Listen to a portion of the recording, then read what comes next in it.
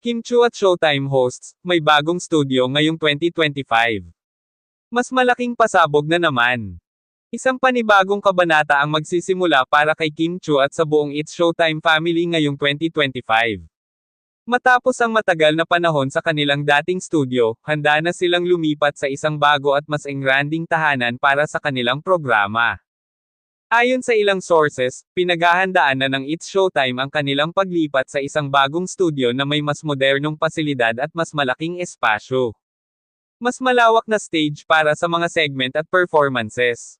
Mas makabagong production setup na tiyak na magbibigay ng world-class na entertainment. Mas maraming pwesto para sa live audience para sa mas exciting na viewing experience. Excited ang lahat, lalo na si Kim Chu, na isa sa pinaka-iconic na hosts ng It's Showtime.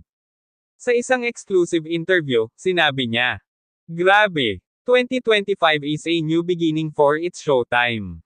Mas pasabog, mas nakakaaliw, at mas damang-dama ang pagmamahal namin para sa madlang people."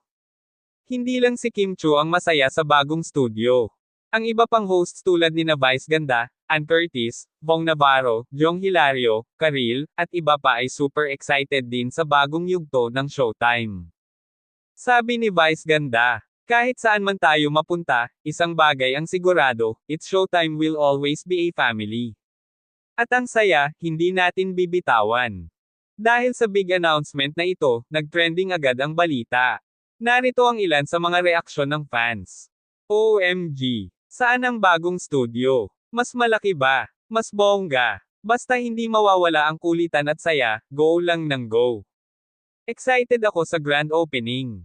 Dapat may explosive performances. Wala pang opisyal na petsa, pero inaasahan na gagawing isang major event ito na may grand celebration at pasabog na performances.